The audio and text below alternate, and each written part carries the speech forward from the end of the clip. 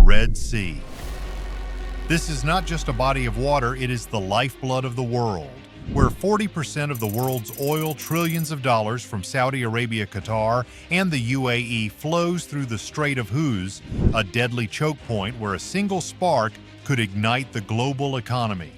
And now that spark has ignited, blazing like a fire of vengeance. At the beginning of 2025, the Houthi forces, desert warriors from Yemen, backed by Iran, crossed a red line. They dare to attack the USS Harry S. Truman, the massive aircraft carrier of the U.S. Navy, a steel fortress embodying the power of an entire nation with over 5,000 sailors, dozens of fighter jets, and a multi-billion-dollar symbol of invulnerability patrolling the Red Sea to protect maritime freedom.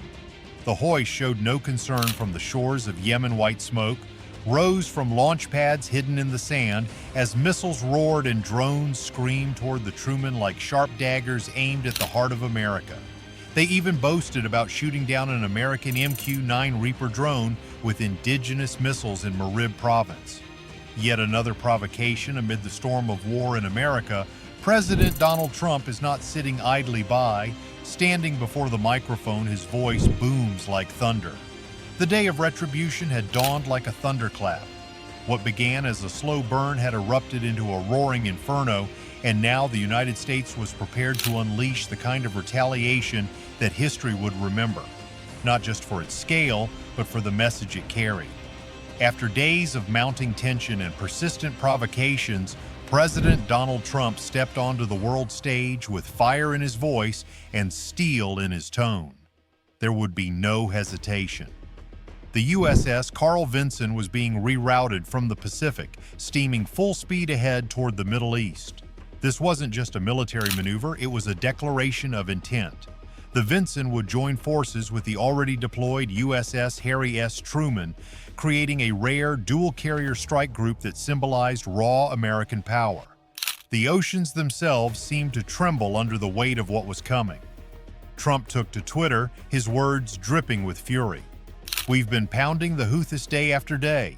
The real pain hasn't even started, for them or their backers in Tehran." His message wasn't just for the world, it was aimed directly at Iran and its proxy fighters, the Houthis, who had dared challenge the might of the United States. The response would be overwhelming. Thousands of miles away, on the remote U.S. military outpost of Diego Garcia in the Indian Ocean, preparations were already underway.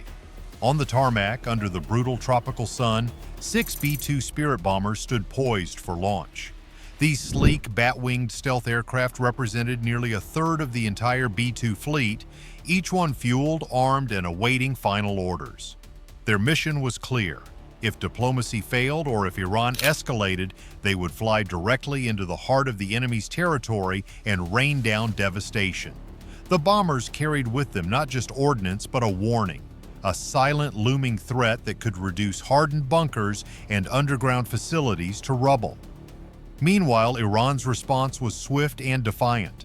High-ranking military officials went public with their threats, promising to retaliate with full force if America dared move forward. Their warnings were laced with venom.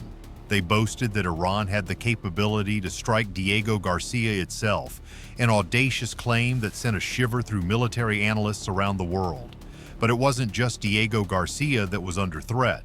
Tehran openly vowed to shut down the Strait of Hormuz, a critical artery through which nearly 40% of the world's oil supply flows.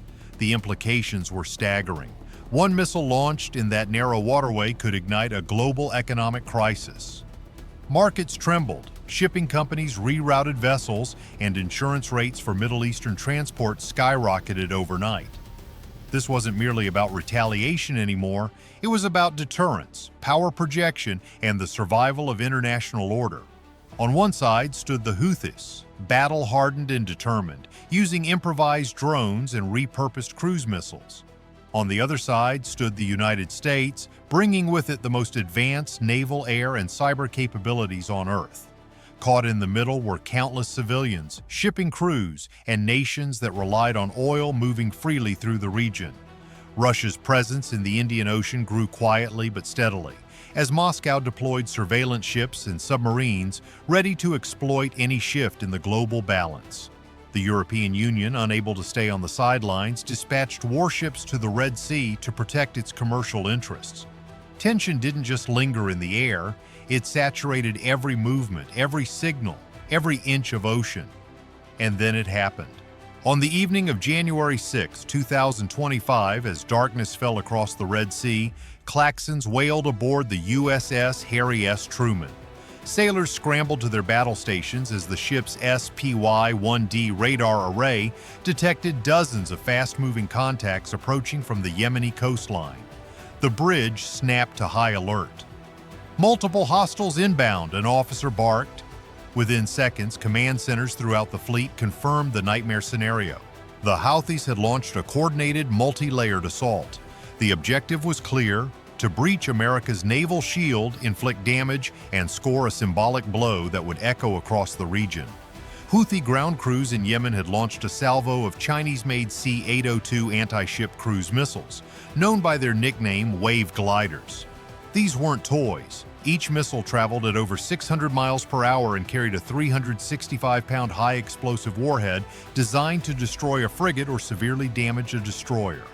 Following closely behind the cruise missiles came a second wave, Shahad 136 drones imported from Iran. These slow, noisy, loitering munitions carried over 100 pounds of explosives each and had one purpose: to dive into their targets and explode on impact. Their main objective wasn't just to damage ships, it was to knock out the E-2 Hawkeye aircraft, the Truman's flying eye in the sky. Without the Hawkeye, the entire strike group's situational awareness would collapse.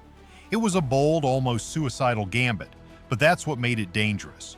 On board the USS Gravely, one of Truman's escort destroyers, the Aegis combat system kicked into gear. Radar operators locked onto the incoming C-802S. "Target bearing 270, speed 0.8 Mach," shouted a technician. An SM-2 surface-to-air missile launched from the Gravely's vertical launch system, streaking into the night sky at Mach 3.5. In the air, an FA-18 Super Hornet screamed off Truman's flight deck, afterburners blazing as it raced to intercept the Shahed drones. One by one, the drones were picked off, 10 destroyed in the opening minutes of the encounter. Explosions lit the sky in flashes of orange and white, each blast a victory in the defense of the fleet. Below deck, sailors worked feverishly to maintain readiness. "Stay locked on those targets," an officer shouted. "We're not letting one through." A second C-802 splashed harmlessly into the sea, missing by miles. The USS Gravely's captain, calm under pressure, muttered into the radio, "They brought a knife to a gunfight." In the chaos, the Houthis claimed they had shot down an American MQ-9 Reaper drone over Marib province using what they described as a homemade missile. They posted footage online, shaky and grainy, showing smoke rising in the distance and scraps of debris in the sand.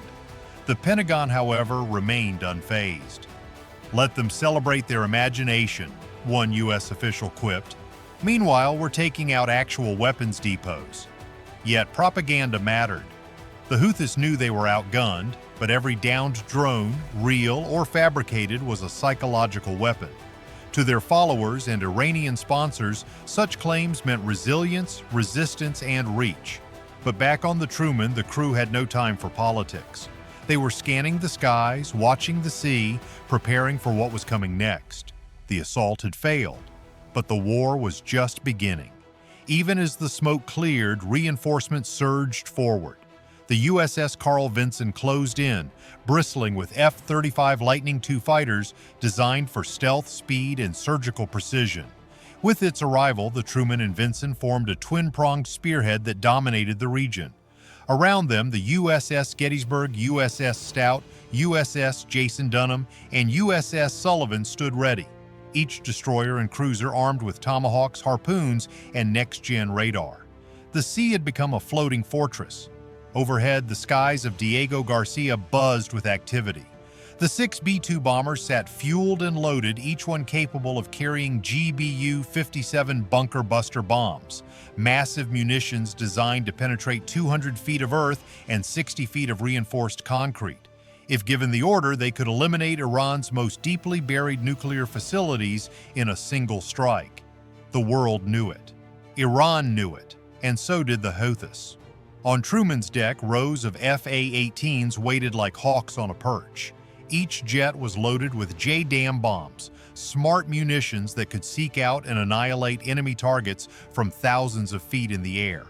Below deck, Tomahawk cruise missiles sat in silos, programmed with the coordinates of Houthi command bunkers, radar sites, and missile factories. They want to play with 20,000 drones, scoffed a Pentagon analyst. Let's show them what happens when you pick a fight with a trillion-dollar military. The retaliation began at sunrise. Tomahawks arced from the Gravely and her sister ships, each missile weaving through the sky before slamming into its target with surgical precision. Fighter jets took off in waves, bombing Houthi ammunition stores, vehicle convoys, and launch pads. For 14 straight days, the U.S. launched over 100 strikes. Fireballs lit the night sky. Shockwaves rolled across the desert. It was like the earth itself was screaming, one Yemeni witness later said, and through it all, the B-2s remained in their hangars, waiting. Not because America was hesitant, but because the world needed to see that this was just the beginning. Now, with the Red Sea echoing with the roar of jet engines and the night lit by the glow of cruise missiles, the USS Truman and USS Carl Vinson held their positions like steel titans. Above them, F-35s patrolled the skies. Below, submarines moved like silent sharks. The Houthis had thrown their hardest punch and missed. Now the full weight of American vengeance was descending. And in Tehran, behind closed doors, the question was no longer, will they retaliate, but how long until we're next? And so the echoes of war ripple across the seas, carried on the wings of jet engines and the silence of submarines lurking beneath the waves. The Red Sea has become more than just a battleground. It is now a symbol of global defiance, where empires test their will and proxies bleed for power. But this is just the opening act. Behind the roar of every missile and the hum of every drone lies a far more dangerous truth. The world is teetering on the edge of something far greater. A spark in the Middle East can ignite flames that scorch continents.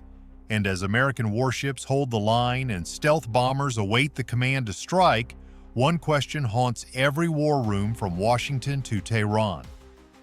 What happens when the next strike doesn't come from a drone, but from something far more devastating? Because the fuse has been lit, and the storm is just beginning. If this glimpse into the battlefield gripped you, make sure to like, share, and subscribe for more untold stories from the front lines of modern warfare. And don't stop here. Watch the next video to uncover the shocking truth behind the Houthi attack on U.S. Navy.